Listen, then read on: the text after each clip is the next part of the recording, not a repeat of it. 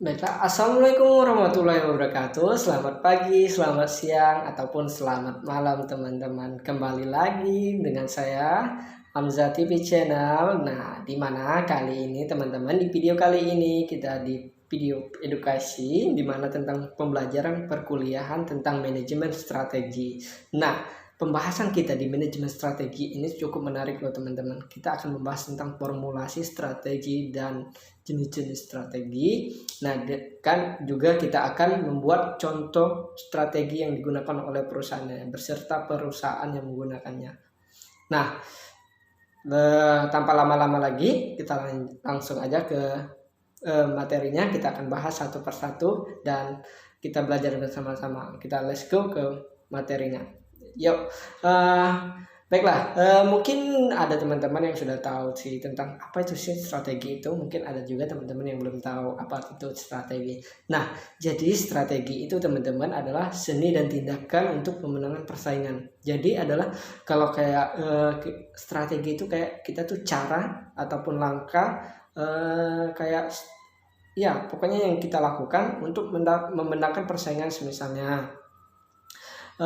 Ini biasanya kan digunakan di dalam organisasi ataupun perusahaan. Misalnya kita mau gimana sih target penjualan kita supaya menaik di dalam perusahaan kita.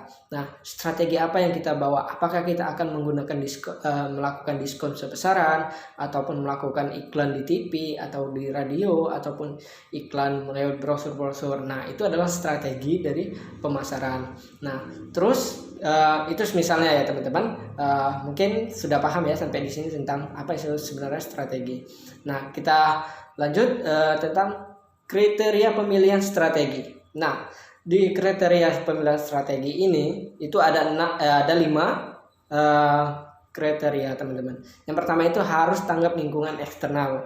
Tentu jelas banget itu harus tanggap. Yang kedua itu mencakup keunggulan kompetitif yang terus menerus. Yang ketiga harus konsisten dengan strategi lain dalam perusahaan. Yang keempat menyediakan fleksibilitas yang memadai bagi bisnis dan perusahaan.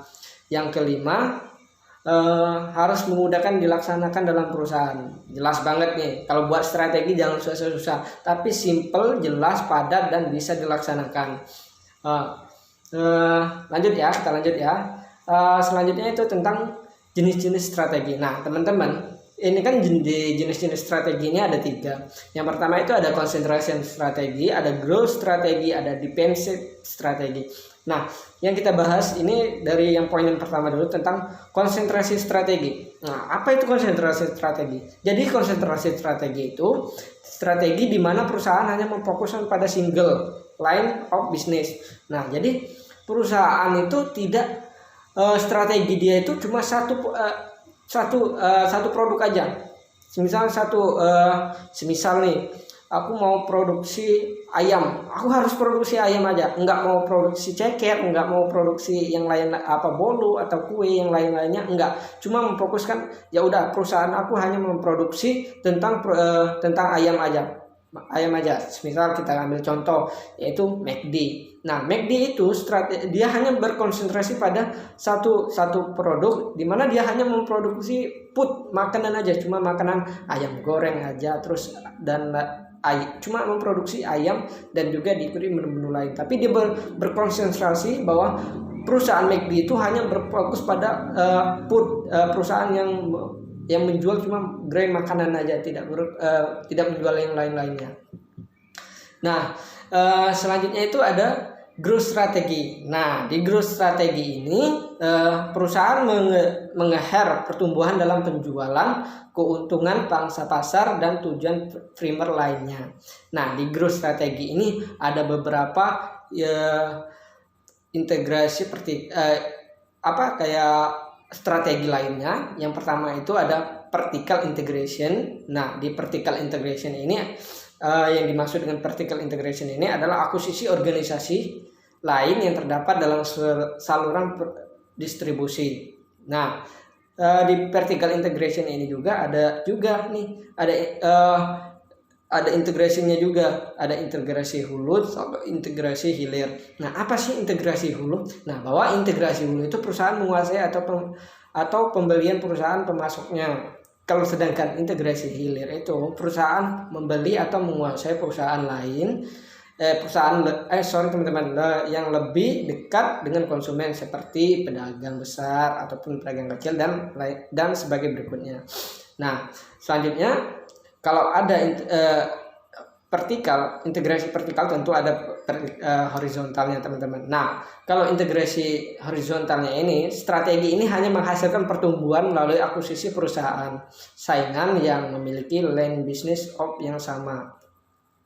Nah, selanjutnya diversification atau diversifikasi.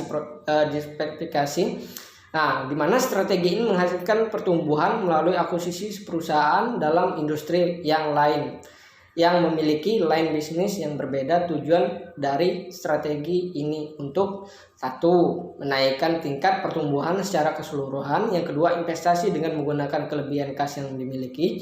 Yang ketiga, membagi-bagi risiko pada beberapa industri.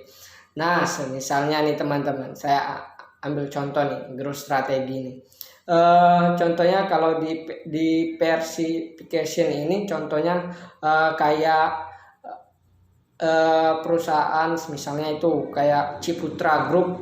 Nah, Ciputra Group itu dia perusahaan yang dimana tidak fokus hanya di properti saja, teman-teman. Banyak lagi, ada di pembelajaran, ada di perkebunan, ada. Jadi dia pertumbuhannya itu melesat sehingga dia menjadi besar sehingga menjadi perusahaan yang cukup disegani di perusahaan di Indonesia. Nah, kali ini aku akan membahas contohnya itu di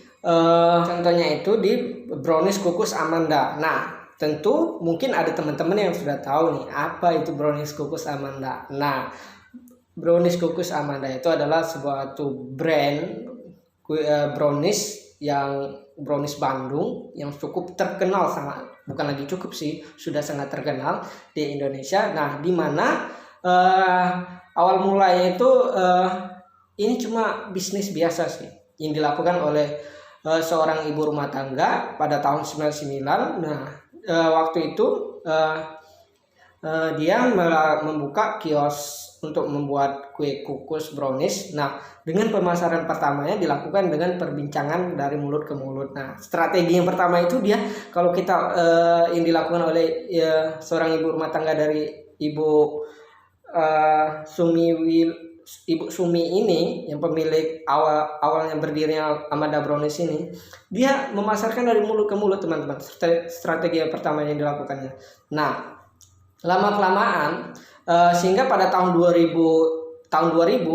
anak Ibu Sumi ini dan istrinya membuka sebuah kios kaki lima untuk memasarkan. Setelah dari mulut ke mulut, strategi selanjutnya dia membuka nih dibukanya gerai di sebuah pasar untuk memasarkan produk dari ibunya ini. Nah, setelah lama-kelamaan pada tahun 2006 Amanda Brownies ini dengan pertumbuhannya yang cukup pesat menaik. Nah, pada itu sehingga perusahaannya semakin luas, gerainya ada di mana-mana di Indonesia. Nah, besar dengan menerapkan strategi diversifikasi produk. Nah, di mana dia memproduksi browniesnya itu tidak cuma rasa brownies saja, tapi banyak rasa-rasa, ada vanilla, ada coklat. Nah, di mana dia tidak meninggalkan produk yang lama, tapi dia membuat produk baru, mengembangkan produk yang baru dengan rasa yang berbeda. Nah, mungkin dengan dia menggunakan strategi integration horizontal yang menghasilkan pertumbuhan melalui akuisisi perusahaan, sehingga yang memiliki line bisnis yang sama membuat perusahaan Amanda Brownies mampu bersaing sampai sekarang ini. Nah, untuk yang video kali ini, teman-teman, saya cukupin di sini dulu. Selanjutnya next vlog kita akan membahas tentang jenis-jenis strategi yang ketiga, tentang defensive strategi. Nah, terima kasih sudah menonton video ini, teman-teman. Kita ketemu lagi di video selanjutnya. Jangan lupa like, komen, dan subscribe. Dan terima kasih. Wassalamualaikum warahmatullahi wabarakatuh.